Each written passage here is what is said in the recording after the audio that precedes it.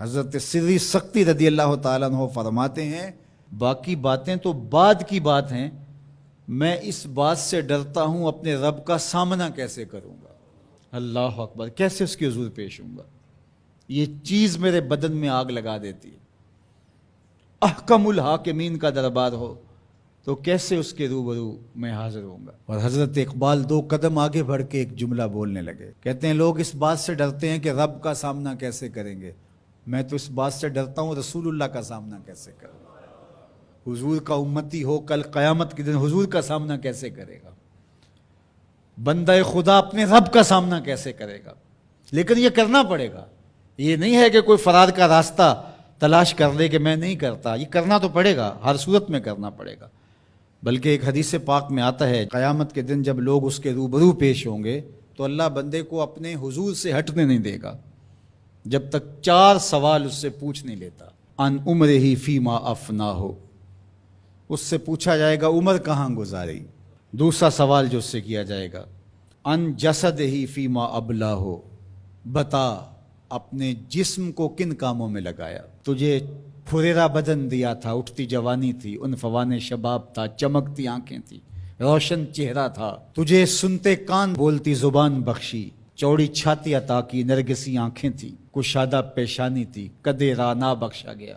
جب تو چلتا تھا تو تیری رفتار سے غزال خطابی شرمندہ ہوتے تھے، تیرے لہجے کا بانک پن، تیری زندگی کا جمال، تیری چڑھتی جوانی، تجھے دی گئی طاقتیں، صلاحیتیں، بتا تو نے اپنے جسم کو کس راہ میں لگایا، اللہ کے حکموں کی تعمیل میں۔ تیرا جسم کمان کی طرح رکوع کی صورت میں جھکا، کیا تو اس کی حضور سجدے میں گیا، تو چل کے مسجد کی راہوں کا مسافر بنا یا نہیں بنا۔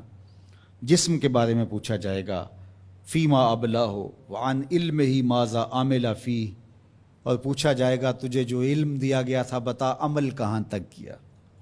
صرف تقریریں ہی تو نہیں کی، لوگوں کو سمجھاتا رہا اور خود کورے کا کورا رہا، لوگوں کو عمل کی دعوت دیتا رہا اور اپنا من گندا اور میلا ہی رہا، لوگوں کو تلقین کرتا رہا لیکن خود اس پر عمل پیرا ہوا یا نہ ہوا۔ چوتھا سوال جو بندے سے کیا جائے گا وَعَن مَالِهِ مِنْ أَيْنَ اكْتَسَبَهُ وَفِيمَا أَنْفَقَهُ، بتا مال کمایا کیسے اور یہ بھی بتا مال خرچ کہاں کیا۔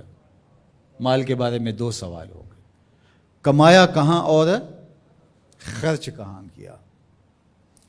تو اللہ جل شانہ کا سامنا تو کرنا پڑے گا اور ایک وقت آنا ہے کہ تو اپنے رب سے ملاقات کرنی ہے۔ ارشاد فرمایا کہ اذا احب عبدی لقائی احببت لقاءہ وَإِذَا كَرِهَ لِقَائِي كَرِهْتُ لِقَاءَهُ، جب میرا بندہ مجھ سے ملنے کی چاہت رکھتا ہے تو میں بھی اس سے ملنے کی چاہت رکھتا ہوں۔ پھر وہ ملاقات تو پھر زندگی کی آرزو ہے کہ میں اس کے حضور جاؤں، لیکن اچھے اعمال کا ذخیرہ ہوگا تو پھر ملنے کی آرزویں ہوں گی۔ گناہوں کا بوجھ ہو تو پھر ملنے کی تمنا ہی نہیں ہوتی۔ جو اشتہاری ہوتے ہیں وہ تو شہر سے گریز کر کے پردے میں گزرتے ہیں، تھانے کے آگے سے کیسے گزریں گے۔ جن کے ذمہ جرم کوئی نہیں ہوتا تو ان کو کوئی پرواہ نہیں ہوتی ہے، اللہ کی پکڑ سے کوئی بچ تو نہیں پائے گا۔ لیکن جنہوں نے اللہ کی رضا کے لیے زندگی بسر کی ہوگی، اللہ جل شانہ سے ملاقات کا شوق انہیں کشاں کشاں اس کی دہلیز پہ لے جائے گا۔ تو کہا یا ایھا الانسان انک کادح الی ربک کدحا فملاقی، تو اس سے ملاقات تو کرنے والا ہی ہے، کرے گا تو صحیح، لیکن ملاقات کی کیفیت کیا ہوگی، حالت کیا ہوگی، صورت کیا ہوگی، اب یہ تیرے اعمال کے مطابق تجھے پتہ چلے گا کہ تو کہاں کھڑا ہے۔ تو اپنی مختصر زندگی کو مالک کی راہوں پہ ڈال دیں۔ یہ زندگی ایک بار ہی ملی ہے، دوبارہ نہیں ملنی۔